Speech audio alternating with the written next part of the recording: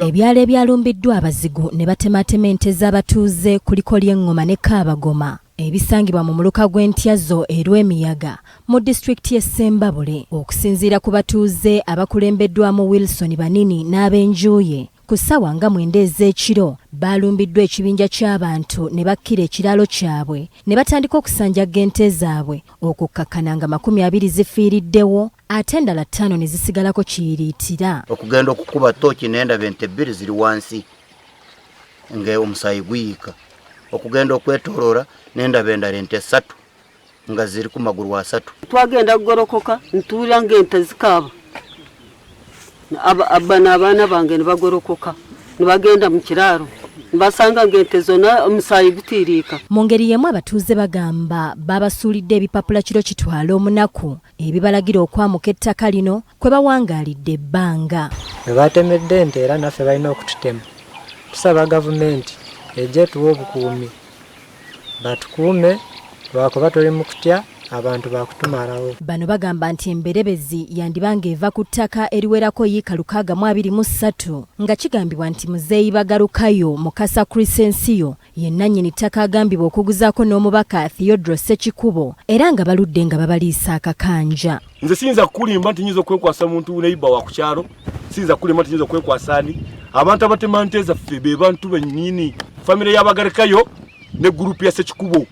Ntuuse ku poliisi ne reportinga tebalina kye batuyamba.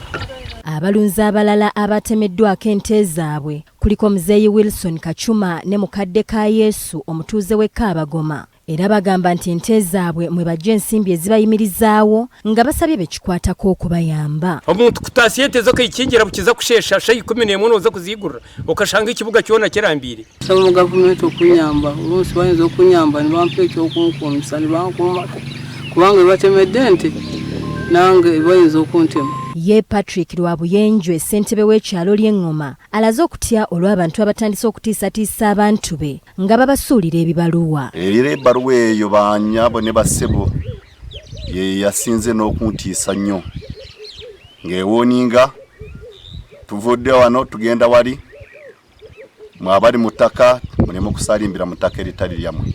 Omwogezi wa poliisi mu bbendobendo ly'e Masaka Twaha Kasirye ategeezezza nti poliisi y'e Ssembabule n'erw'emiyaga babakanye n'eddimu ly'okuyigga abateeberezebwa okutemaatema ente z'abatuuze. Tetunnamanya baani abagenze ne bakola ekyo naye nga tuli mu kunoonyereza ku nsonga ezira nti bwe tugezaako n'okukozesa embwa zaffe enkonzi z'olusu bwe zituuse ku makubo ne zibeera nga ziremerwa ekiraga nti omuntu ono aba abantu bano bakozesezza amakubo bakozesezza entambula ez'enjawulo. Mu kwogera kwe Balugakayo Mukasa Crescencio agambibwa okubeera nannyini ttaka eririko emberebeze eno azze yeegaana eby'okutulugunya abantu ku ttaka lino ng'agamba nti ettaka lirye bwoya. Ebyo situbimanyi ebyokutulugunya abantu tetutulugunyangako muntu n'omu. Judgment nziina ebyapa byange mbiina naye kakati neewuunya okulaba ate nga baddamu ate okuwamba ettaka lyange bujja. Omubaka w'Erw'emiyaga Theodore Ssekikubo gye buvuddeko aliko bye yalambulula ku nsonga y'ettaka lino. N'ennumba bagalukayo wadde mugamba wadde tutukanyiza naawe naye bano bannange tubadde nabo mu Supreme Court bawe ettaka n'atuwayiika 10 nti 10 tuzeebazizza naye abaana bano ng'obo balaba abalunzi bazibeereko batya. Patricia Nakayima ne Betty Namawanda, BBS Terefayina, Gamboze.